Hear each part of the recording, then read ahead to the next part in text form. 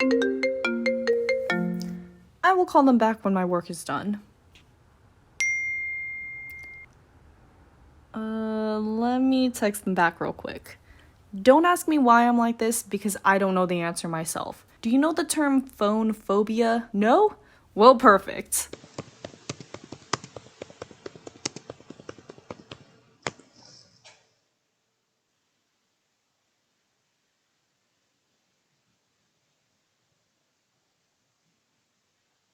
And now you know if you didn't before. So I know everyone is different. Some people prefer to call and talk rather than type a whole novel through text. But I'm not gonna lie, I would rather read your novel of a text than spend 15 minutes on the phone listening. I can't tell if I'm just a horrible person or not. About 50% of my phone calls are people venting to me about something, and I'm very happy people find comfort in talking to me, but at the same time, the amount of unneeded stress I go through when I hear this is insane. When you're talking on the phone or video chatting, there is no running away. You have to answer them.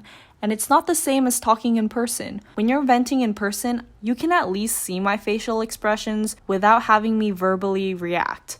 And that is the worst part of talking on the phone. I'm not a very reactive person verbally, but when I talk to someone, especially a friend who is venting, I turn into my overdramatic persona. I mean, I guess video chatting helps, but does anybody else's camera just make them look like the worst? Like, I'm not saying I'm two-faced, but when it comes to talking on the phone with an angry or sad person, I need to translate the facial expression I would normally make into some sort of word so they know I'm reacting. Otherwise, I get this. Yeah, so I'm frustrated because he wouldn't give me a full refund.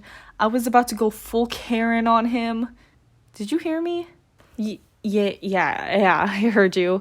Karen, you shouldn't have gotten the pizza if we were just gonna return it. That doesn't happen. But I wanted him to notice me.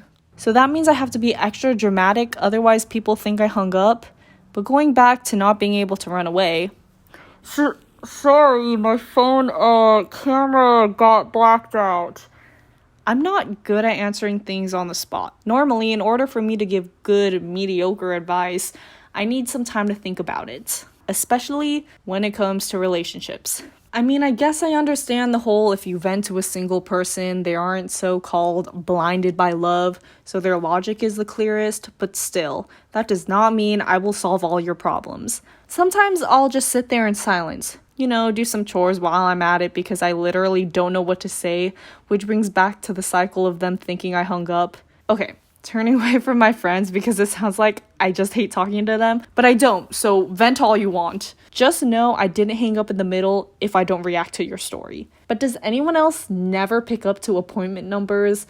Like, I'll get a phone call reminding me of an appointment I made, but I don't want to answer it because I'm just expecting the worst. Like, sorry, we can't see you because your insurance doesn't work and you have to pay $200 for your appointment. NANI?!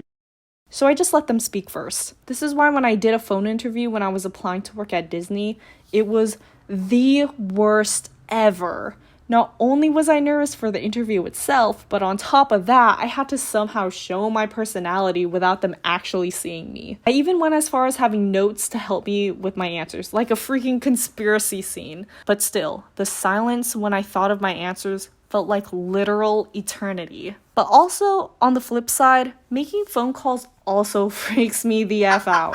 That's why the one thing I need to let all my friends and future friends know is that if we're ever going to stay friends, most of the conversation has to come from your side. I have a bad habit of not initiating conversation because I feel like I'm bothering the person, and that's why I have such a small friend group. Even when I miss a call.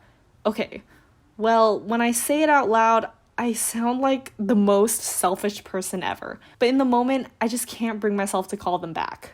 It's like calling to make an appointment. I have to take at least 5 minutes to mentally prepare myself to make a call.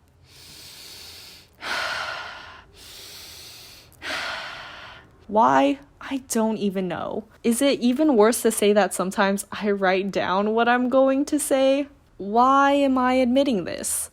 I'm not saying I go around scripting an entire conversation with people, but when it comes to presentations, making appointments, or things that you should sound more professional for, I stutter, repeat, and just explode. I'm also a very big hypocrite. You know, whenever I give advice to someone, I say, if communication is key, just tell them what you're feeling. Nothing good will come out of you just keeping it to yourself.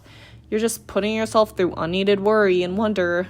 Sounds like pretty solid advice. The thing is, it's usually followed with this. Just call them. If you call them, they can't run away or hide behind the luxury of texting. Calling them will force them to answer you, unless they hang up on you. Like an ass! And I say that.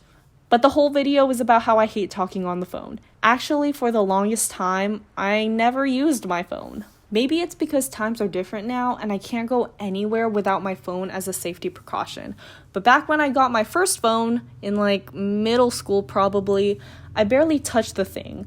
I didn't make phone calls and most of my friends were using Facebook to message each other, so I didn't really find use of having the phone except for safety. Honestly, it wasn't until I got my first iPhone in high school that I actually started using it. And the reason why wasn't because I used it more, it was because there are so many features on smartphones that it wasn't just used for calling and texting anymore. I could surf the web on my phone now, so it looked like I used it more often.